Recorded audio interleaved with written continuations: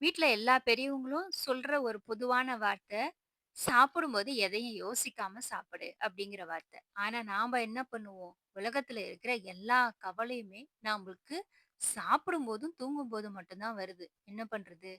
அதுக்கான ஒரு கதை தான் இன்னைக்கு நாம பார்க்க போறோம். ஒரு அரசர் இருந்தார். அவரு ரொம்ப கொடுமைக்கார அரசர். மக்களெல்லாம் ஏதாவது ஒரு விதத்துல துன்பப்படுத்திட்டே இருப்பார்.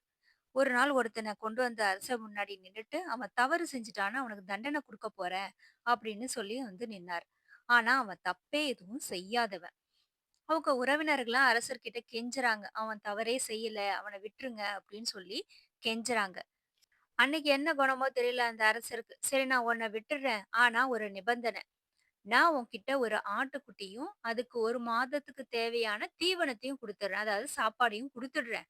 ஆனா 1 மாசம் கழிச்சு அந்த ஆட நான் பார்க்கும்போது, இப்ப அந்த ஆடு எந்த எடையில இருக்கோ, அதே எடையில தான் 1 மாசம் கழிச்சும் இருக்கணும். அது வளரவே கூடாது அப்படின்னு சொல்றாரு ராஜா.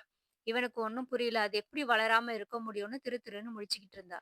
ராஜா "1 நாள் உனக்கு டைம் தரேன். நீ அதுக்குள்ள முடிவ சொல்லு" அப்படிங்கிறான். அவன் யோசிச்சுக்கிட்டே அரண்மனைய விட்டு வெளியில வரான். வழியில ஒரு பெரியவர பார்க்கறான். அந்த பெரியவர்கிட்ட தன்னோட பிரச்சனைய சொல்றான். அந்த பெரியவர் இவன் காதுல எதையோ சொல்றாரு. உடனே மறுநாள் அரண்மனைக்கு போறான். அந்த ஆட்டுக்குட்டியும், தீவனத்தையும் வாங்கிட்டு வந்துடுறான். 1 மாசம் ஆயிடுச்சு. திருப்பியும் ஆட்டுக்குட்டிய அரசவைக்கு எடுத்துட்டு போறான். ஆட்டுக்குட்டி அதே அளவிலே இருக்கு. ராஜா அவன விடுதலை பண்ணிடுறாரு. அவனோட சொந்தக்காரங்க கேட்கறாங்க, "எப்படிப்பா இது உனக்கு சாத்தியமாச்சு?" அப்படின்னு சொல்லிட்டு. அந்த சொந்தக்காரங்கள தன்னோட வீட்டுக்கு கூட்டிட்டு போறான். அங்க பார்த்தா, வீட்டுல ஒரு வேட்டை நாய கட்டி வச்சிருக்கான். தினமும் இந்த வேட்டை நாய்க்கு ஏத்தா மாரி தான் அந்த ஆட்டுக்குட்டிக்கு தீவனத்த வச்சிருக்கான். அந்த ஆட்டுக்குட்டிக்கு வேட்டை நாய பார்த்தா ஒரே பயம். அதனால தன்னோட சாப்பாட்ட அவசர அவசரமா சாப்பிட்டது பயந்துகிட்டே. இதனால அதுக்கு சரியான செரிமானம் ஆகல. ஆட்டுக்குட்டியோட எடையும் ஏறவே இல்ல.